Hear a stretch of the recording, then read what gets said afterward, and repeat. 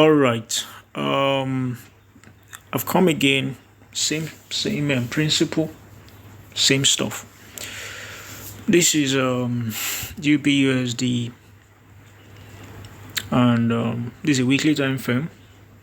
Just as usual, we normally use the higher time frame to frame our setup, and there's a whole lot of stuff like that. So what this is telling us is that we want to start our analysis from higher time frame, either from the monthly or from the weekly time frame. In this case today, it is from the weekly time frame.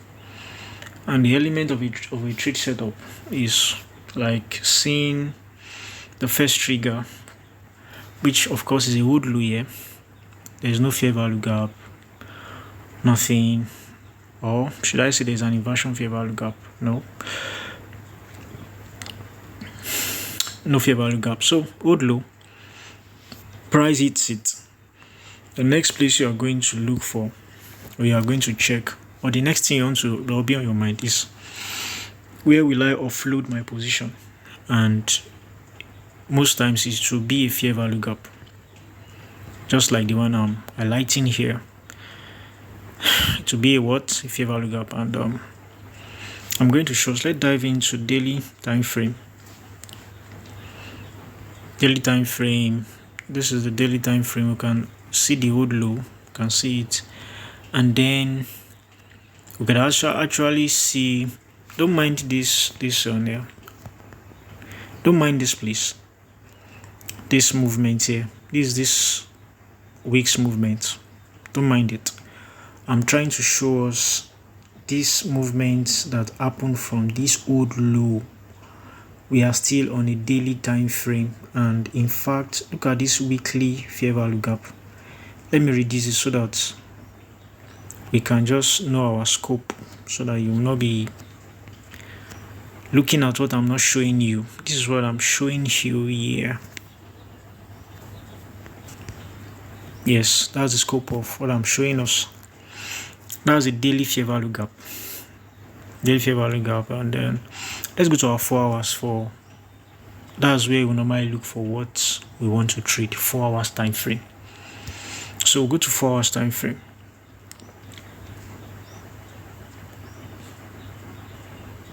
Yes, this is 4 hour time frame, and then in fact there is an inversion fair value gap just before that hood low was hit. This is the line of the hood low. Yes, that's the line. So it hit it, inversion fair value gap invalidated, and what does that say to you? In fact, in this week, this price gave a very strange distress. By the end of it, it went into our target.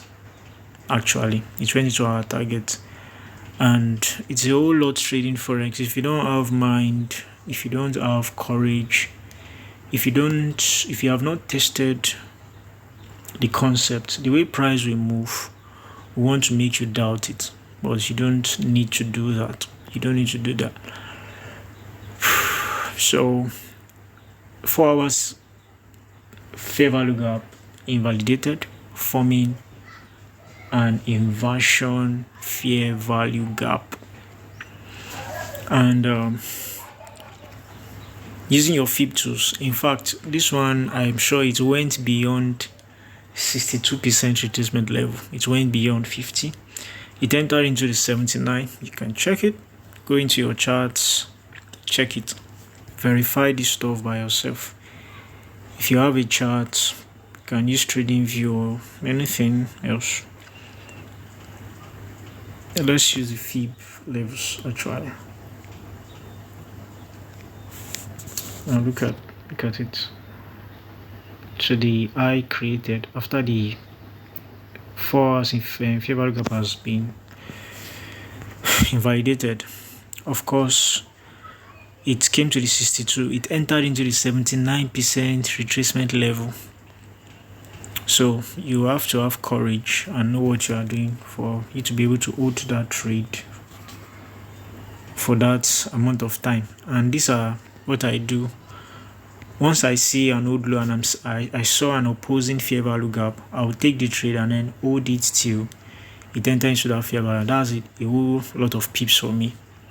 That's a whole lot of pips. You can see it started from, let's say I took the trade from 62% Fibonacci,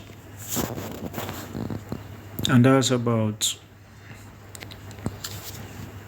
1.25417, and I'll offload my position at the midpoint of this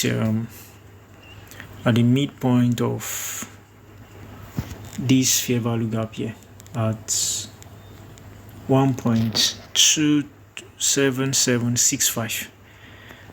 Can you guess how much pips that will be? It's a whole lot. It's a whole lot. It's a whole lot. Now, you can of course see this is a daily fair value gap. This fair value gap I'm showing you here is a daily fair value gap. You can see that after price took out, rose from the 4 hours fair value gap, invalidated the daily fair value gap. That daily fair value gap served as a point where price actually began to move higher into the weekly fair value gap, which was our target.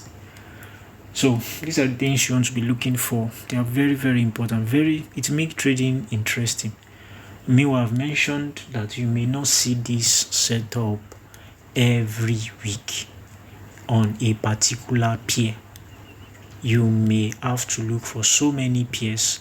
In fact, I would have shown you this stuff on Bitcoin. I saw it a very long time ago. I would have shown you this thing on, maybe I'm going to do a video on it, Bitcoin. It happened there. So, and it's a whole lot. Nice trade setup. Very interesting. So it happened, price of course broke the daily inversion fair value gap, entered into it again at this point here, and then entered into our fair value gap again. It was a lot of profit anyway. At the end of my worship. Okay, so that was it. It entered and then went in. This is a whole trade setup for me. I enjoy kicking. Now let's go to the 1 hour to see if there's something we can glean from there. Something we can glean from the 1 hour setup.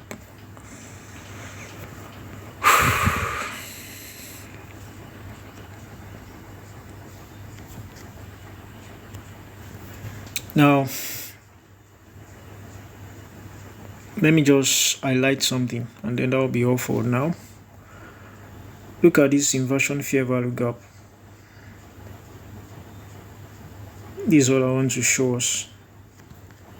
This is an inversion fair value gap. Very interesting. And that's how I would have taken the trade. Inversion fair value gap. It entered it. And that's one thing with GBPUSD.